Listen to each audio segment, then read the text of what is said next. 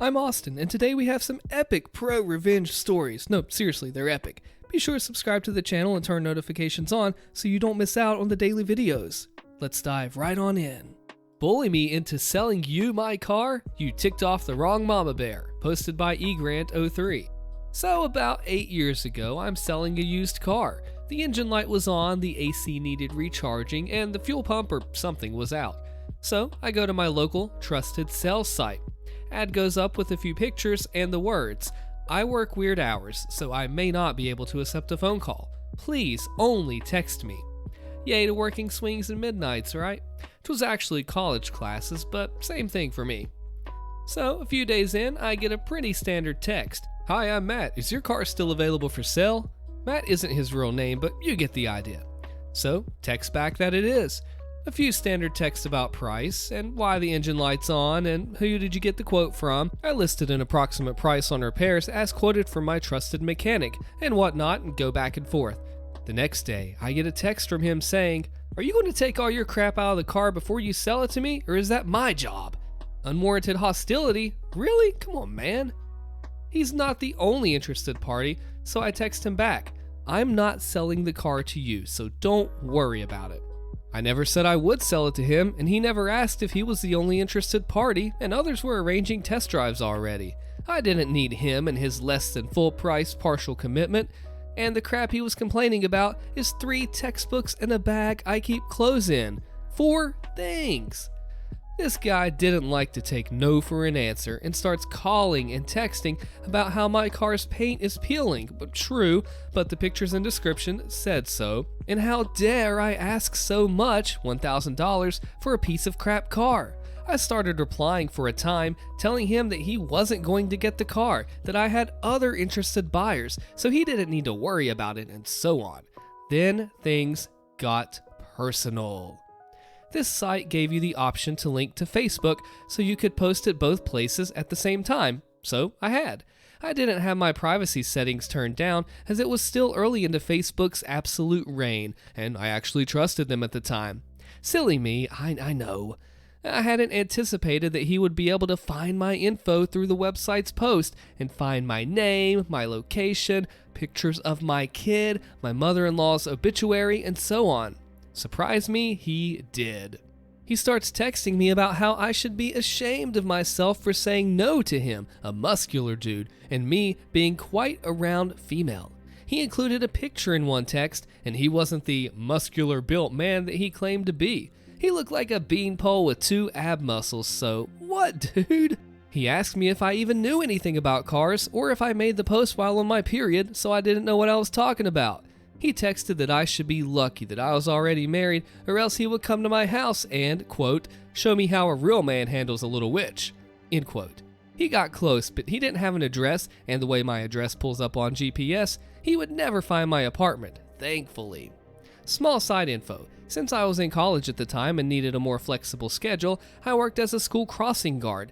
Every 2 weeks or so, we'd go in to sign our time cards in order to get paid. This crossing guard gig was a hire through my local PD.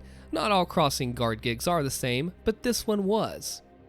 During one of these visits into the office, I was using my phone while I was waiting for my boss to get to me, my name being low in the alphabet. I hadn't yet blocked the dude as it hadn't been long since this started, and I was hoping it would fizzle out on its own.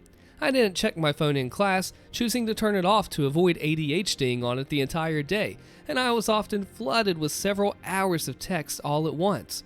What I saw on my phone drove me over the cliff. He started texting about pictures that I had posted on Facebook about my 8 or 7-year-old son.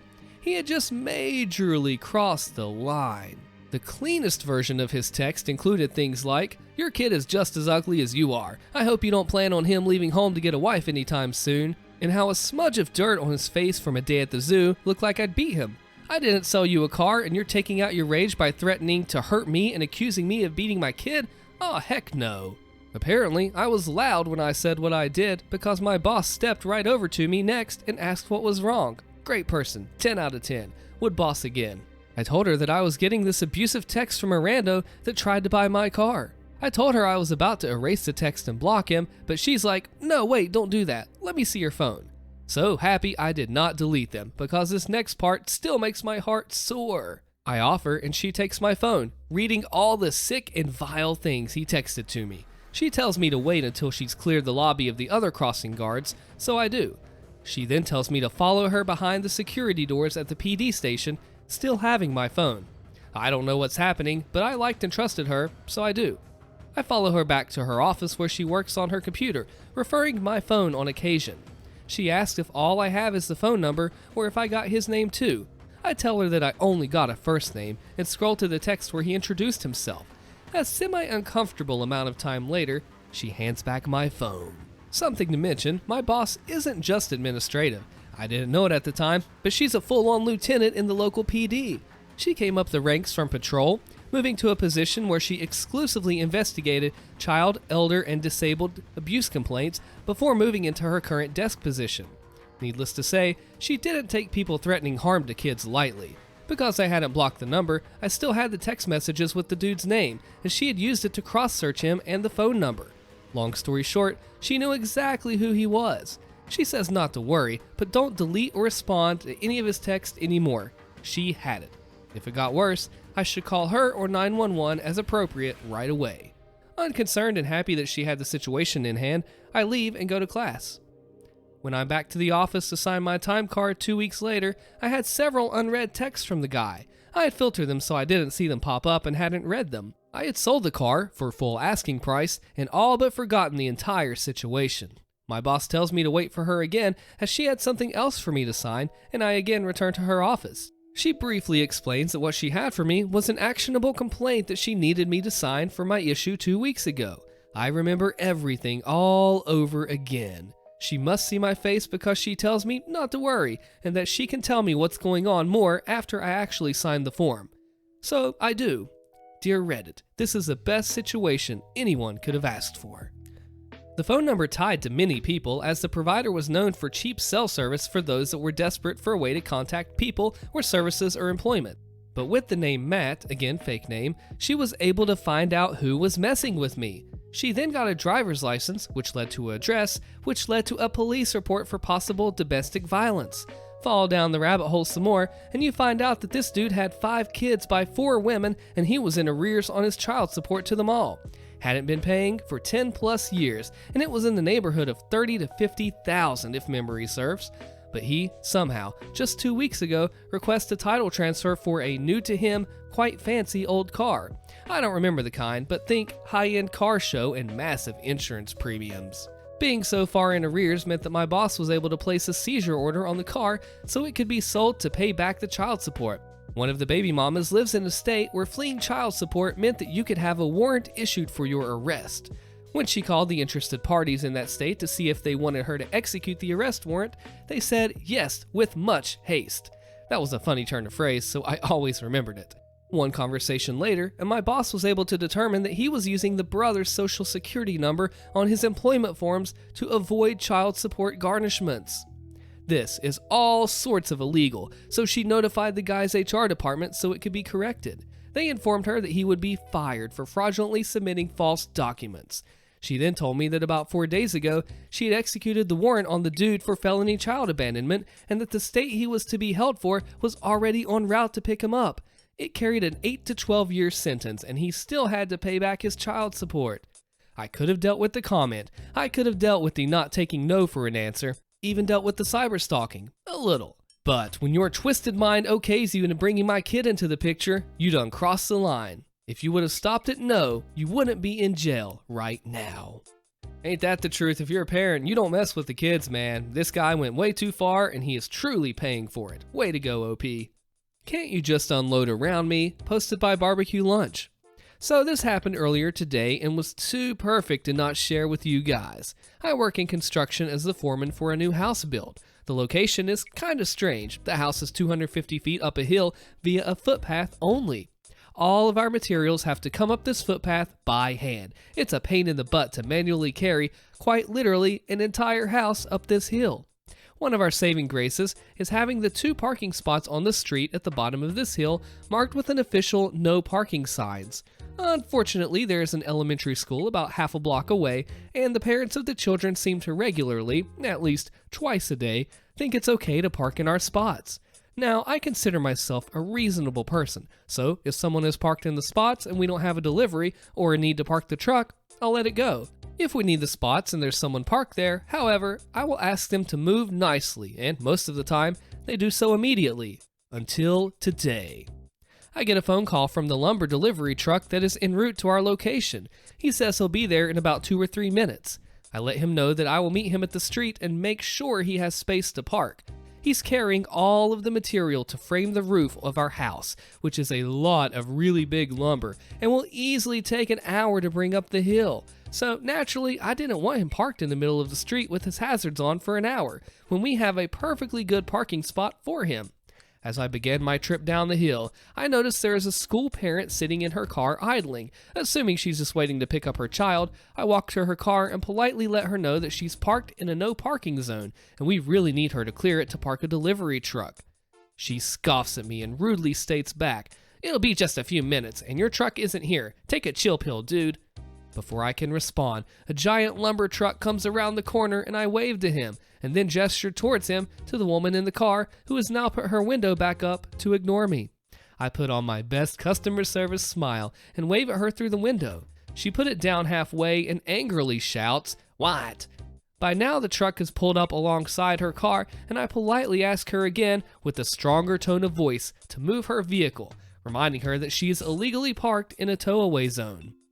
Then she gives me this wonderful idea. She says, "Can't you guys just unload around me? Jeez, it's not that hard."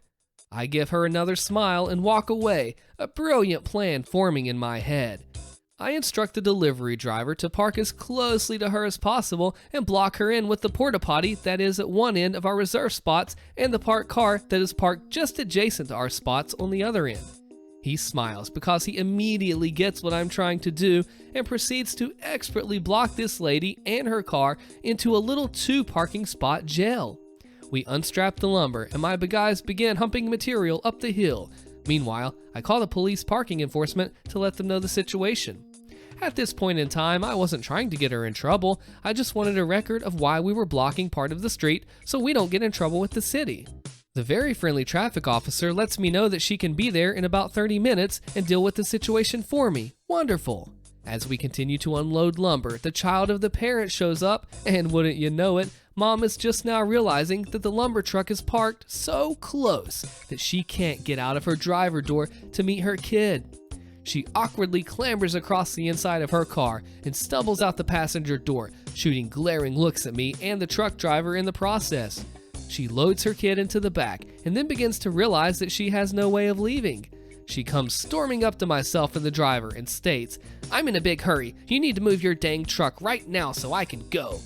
Before I can respond, the driver gets a grin on his face and says, "Ma'am, in order to unload the lumber on the truck, we had to unstrap it, and per our company policy, I'm not allowed to move the truck with any unsecured load on it. Sorry."